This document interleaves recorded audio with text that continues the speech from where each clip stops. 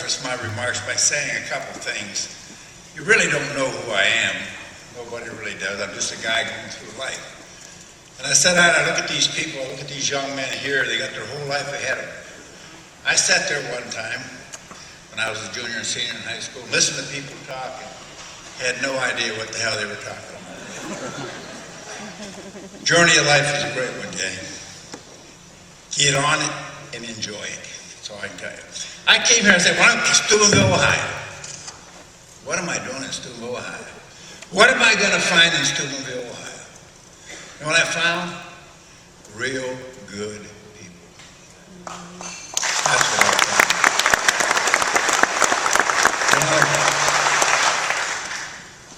I knew it wasn't first choice, and when I found that out, it kind of hurt my feelings. I knew you tried to get some other people. I knew you tried to contact John Madden, but I knew you couldn't afford him. Then I found out you tried to contact Jimmy Johnson. Actually, Jimmy would have came, but he had a hair appointment today. But it really hurt my feelings when I found out you tried to get Buddy Ryan. That bothered me. Buddy would have came, but he's taking boxing lessons. If he ever learns to fight, sure he'll get his ass kicked.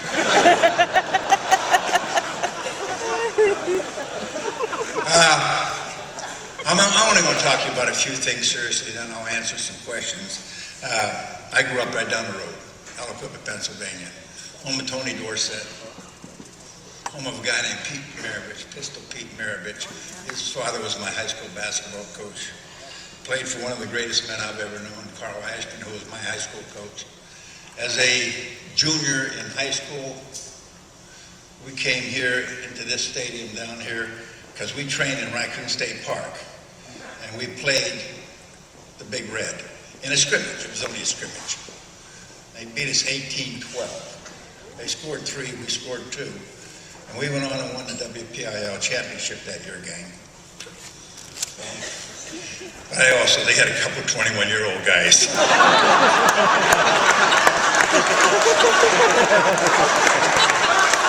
And you know it's true.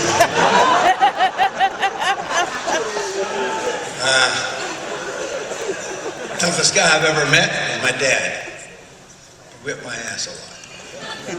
That means I probably deserved it. There's nothing the matter with that, gang. You can't do it in our society today, but there's nothing the matter with discipline, understanding, and the word respect. You got to respect, gang. You got to understand what it is. There are other people involved in this world, not only us. Our own feelings are important, but other people's feelings are very important too.